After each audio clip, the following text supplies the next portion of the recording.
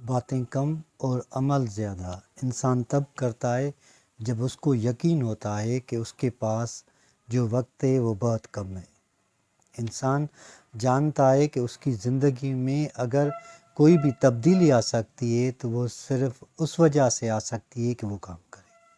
اگر وہ کام نہیں کرے گا اور صرف باتیں کرے گا، ہر ایک سے مشورہ کرے گا، صرف پوچھے گا یا کسی بھی بات پہ عمل نہیں کرے گا تو جس جگہ پہ بھی وہ موجود ہے وہ اسی جگہ پہ ہی موجود رہے گا۔ آپ نے بہت سارے ایسے لوگ دیکھے ہوں گے جو آپ سے ملیں گے تو صرف آپ سے مشورہ کریں گے، آپ کے ساتھ باتیں کریں گے، آپ کو اپنا منصوبہ بتائیں گے، بڑے بڑے خواب دکھائیں گے یا بڑے بڑے خوابوں کی بات کریں گے، ان کے پاس ویژن بھی ہوگا، لیکن وہ اگر اس پہ پریکٹیکلی عمل نہیں کریں گے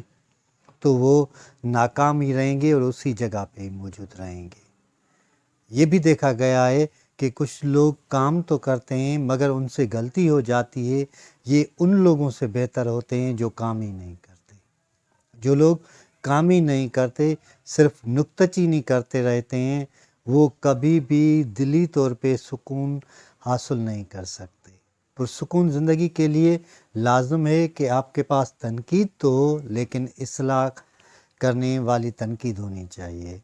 اگر آپ کسی کو بھی مجبور کرتے ہیں کوئی بھی کام کرنے کے لیے تو اس کا نتیجہ مجبوری والا ہی نکلے گا، کیونکہ جو کام دل سے کیا جاتا ہے، جو کام محنت سے کیا جاتا ہے، وہی کام پائیدار اور وہی کام اصل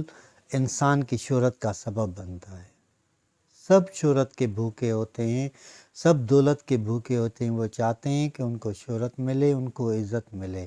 لیکن کیسے، یہ چند لوگوں کو معلوم ہوتا ہے۔ ہمارے معاشرے میں جس بھی انسان کو یہ معلوم ہو جائے کہ کام کے لیے وقت بہت کم ہے اور باتوں کے لیے زیادہ، تو وہ اپنا وقت کام پہ ہی استعمال کرے گا۔